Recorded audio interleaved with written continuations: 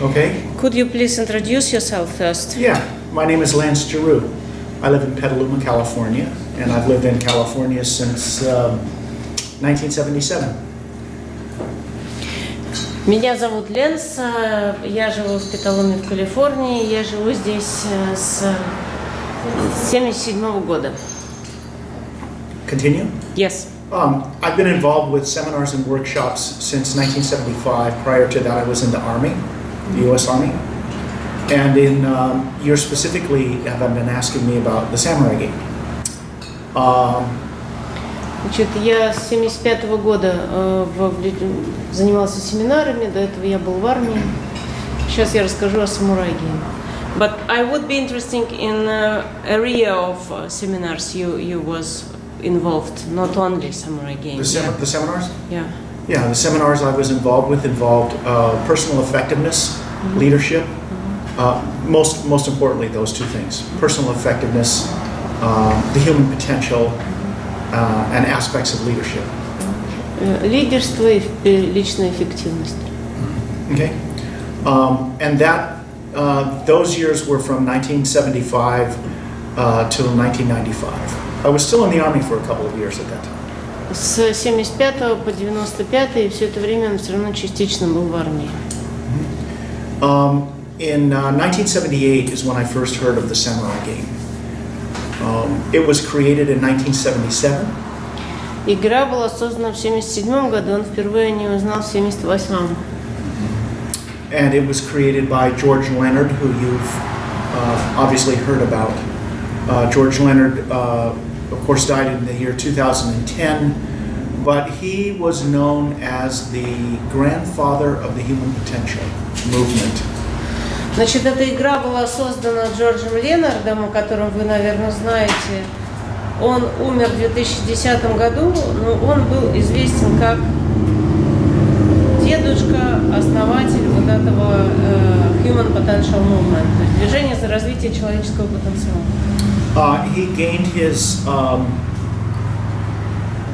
He gained most of, I would say, his fame and his reputation because he was for quite some time the editor of a magazine called Look in the United States, which had a worldwide circulation and was as known in the world as Time magazine and Newsweek magazine. He was a very famous author. He wrote 12 books and, I don't know, hundreds and hundreds of articles, and quite well known. Co-founder of Esalen Institute and creator of ITP and Leonard Energy Training.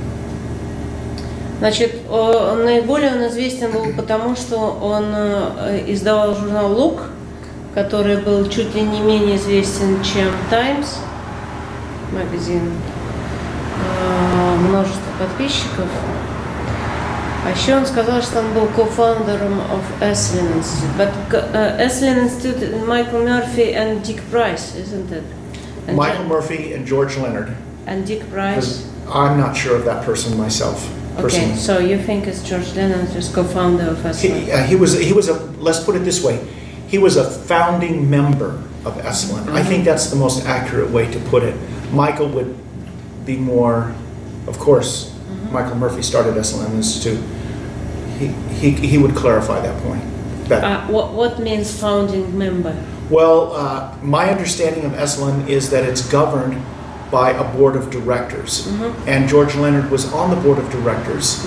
He was president of Esalen Institute and then president emeritus in just a few years prior to his death, an honorary president. Ну, то есть немножко я проясняла ситуацию основателя Эслина, он прояснил. Okay. George's work in writing during the latter part of his life was greatly influenced by the martial art Aikido. And he began studying Aikido when he was 47 years old. Что он начал заниматься айкидо в 47 лет, и айкидо имел на него наибольшее влияние. At the time of his death, he was a 5th degree black belt, which is quite senior. 5 degree number 5 black belt. То есть пятый черный пояс. Видимо, пятый дан Пятый черный дан. пояс. And I would say he was, at the time he started practicing Aikido, there were not too many people from the United States practicing the art. Because of his writing and the influence Aikido had on his writing, I would say it would be somewhat accurate to say because of Mr. Leonard, much of the world was introduced to Aikido. He wrote a lot about Aikido. Значит, в то время, когда он начинал заниматься айкидо, мало кто об этом знал. Но за счет того, что он много писал книг, как бы теперь, практически весь мир занимается айкидо. Okay. With respect to the Samurai-gейм, why did he create it? And then a little bit, what is it? The influence of Aikido had an impact on him, which is how do we take conflict and work with it in a non-violent way, which of course Aikido, as a martial art, takes conflict and through the principles which are common in martial arts of blending, entering, being present, those kind of principles. The martial art Aikido asks the practitioner to take care of self and take care of the opponent without either party being damaged. Значит, он перечислял принципы айкидо. What is blending? Взаимодействие. Взаимодействие, да? Ну, типа взаимодействие, вход, blending, entering, and what else? Staying present.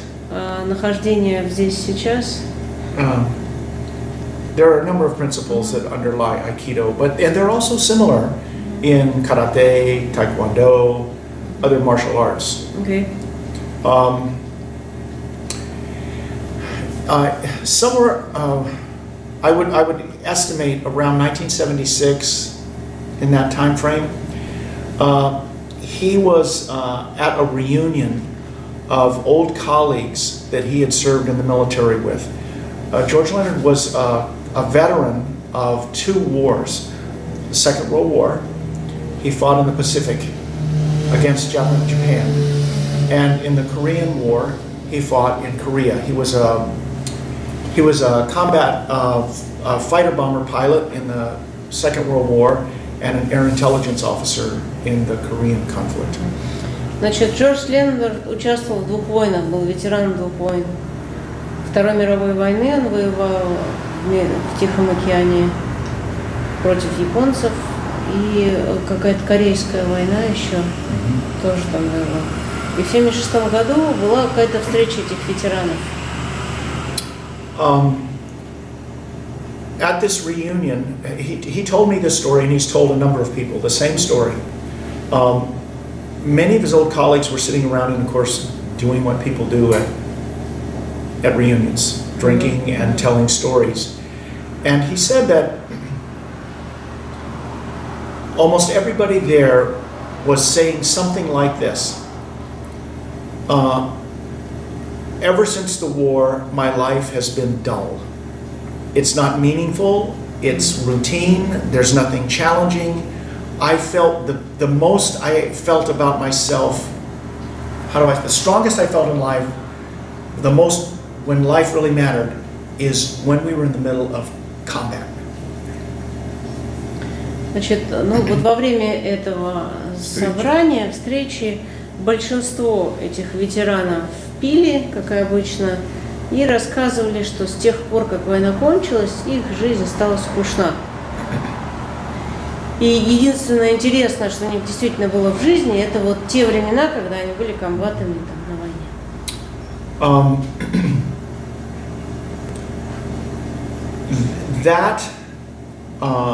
What he told me was that those statements struck him as he understood. He could relate to that, but that's not that's not what his experience had been since the war.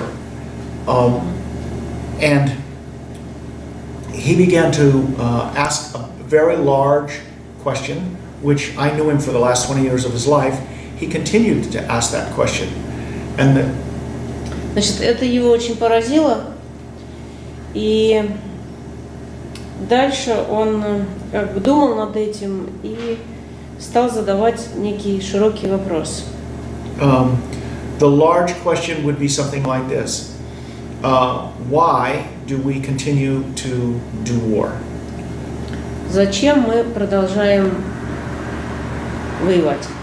Now, not from the perspective of if someone comes and attacks us and we have to defend ourselves, but from the perspective of if we look at human beings. And Mr. Leonard was quite a social psychologist.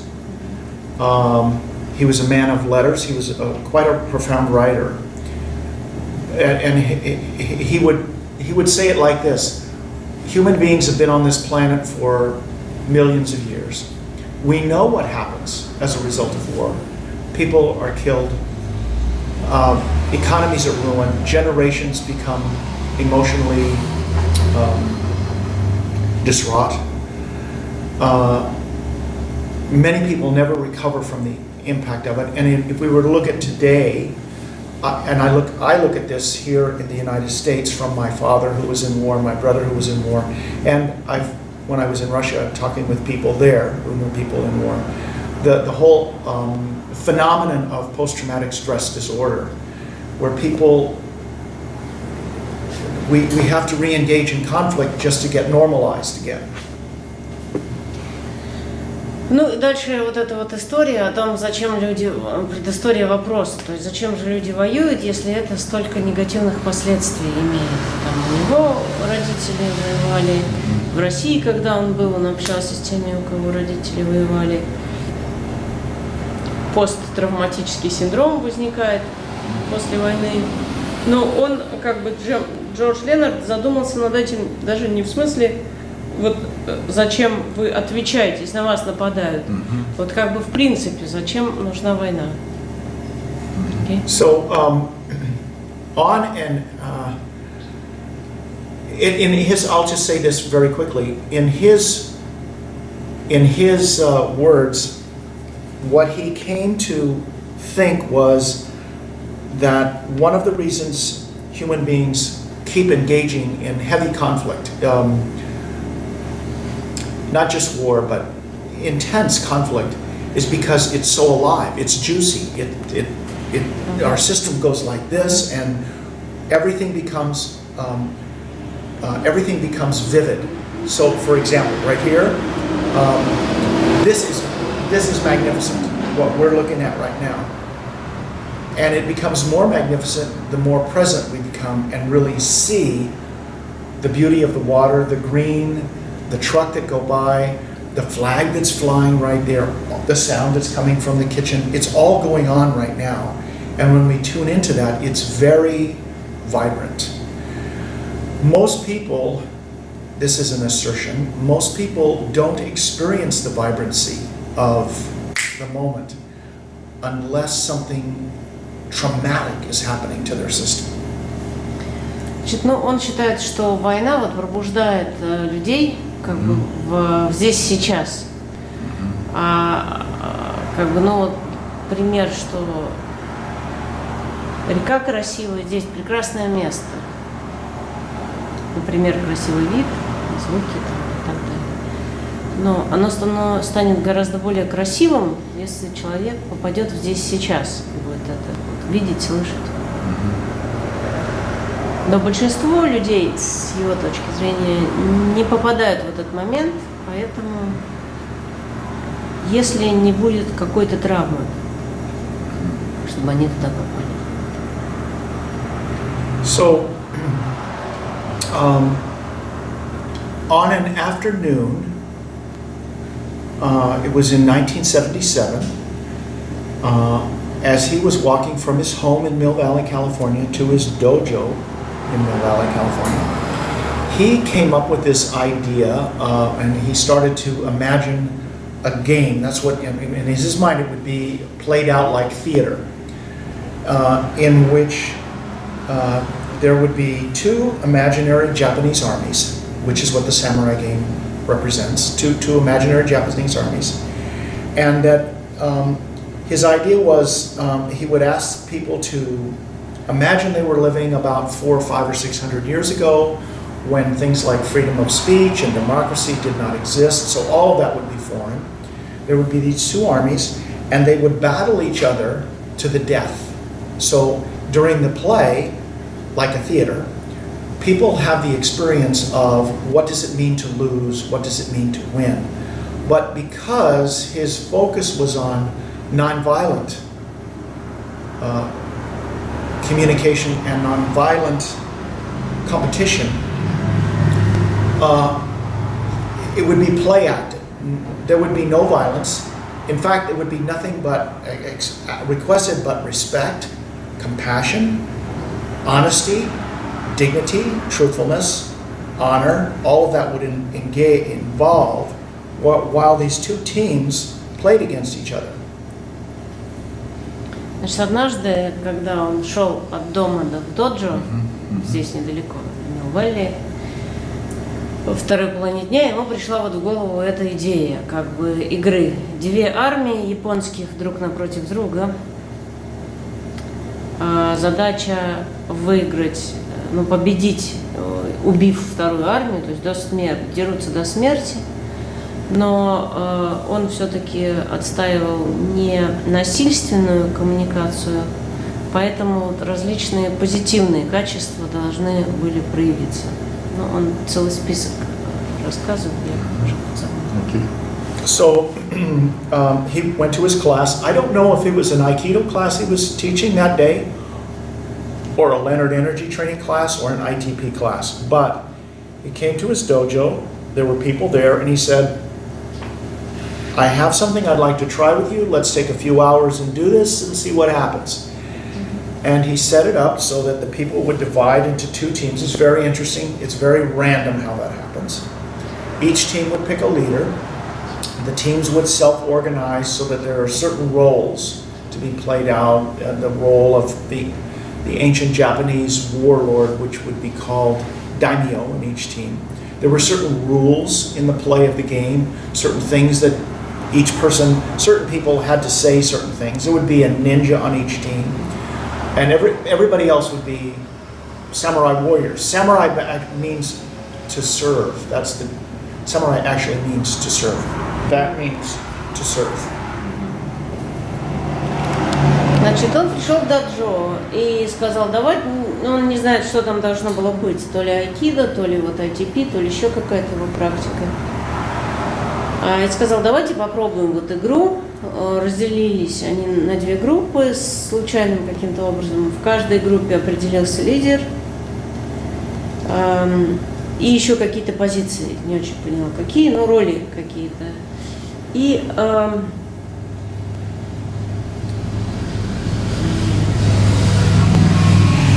самураи, все они должны были быть самураями, и самурай это значит служить, тот, кто служит, что-то такое. So the structure of it, it's like a 3-act play. The beginning act is, or the initial part, the facilitator prepares people, gives them the rules, brings them into character, and then there's the formation of the teams and the selection of the leaders. And then there are certain jobs that the leader of each team has to do. That takes about a half of an hour. Значит, первые полчаса как бы они распределяют роли, то есть фасилитатор как бы их вот это в ролевую какую-то ситуацию помещает. Actually, the rules and setting all that up can take 2 or 3 hours. Иногда может 2 или 3 часа занять.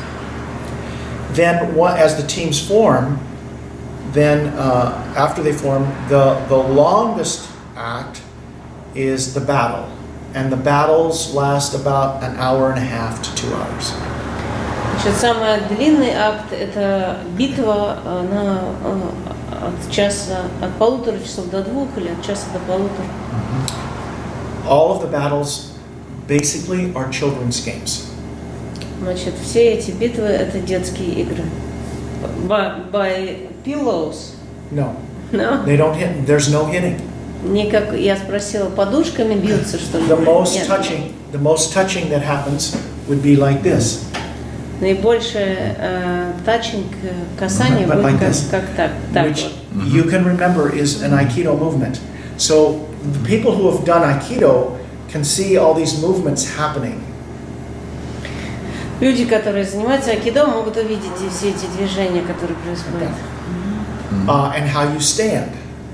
So, an example of one of the battles. The battles themselves, the contests that are used, are not the copyrighted part. It's the structure that becomes the property of the family of George Leonard. So that's why there's training involved. And we teach, my colleague and I, we teach people how to do this properly, safely, ethically, and morally good, so that nobody's being injured physically or emotionally or culturally. We want to respect all cultures. Ну, в общем, это американская лабуда, в соответствии с которой они, во-первых, это собственность Джорджа Ленарда, вся эта стратегия игры, а во-вторых, они это делают очень безопасно, уважительно и все такое.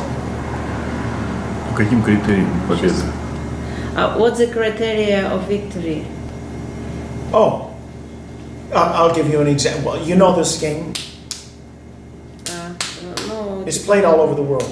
Rock, знаешь paper, эту игру, scissors. когда видимо, камень, ножницы, бумага? Камень, ножницы, бумага, да, нет? Да, он сейчас тебе ответит.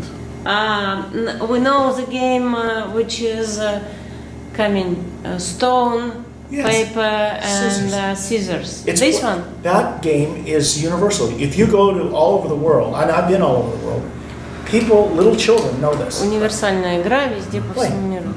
Come on, I play with you. С тобой сейчас поиграет Ген, в общем. Come on, we play. Ready? Давайте But we играть. have to do it together. Нужно, чтобы Ready? вы вместе Go. это делали. Oh, we do it. 1, 2, 3. Okay, I die.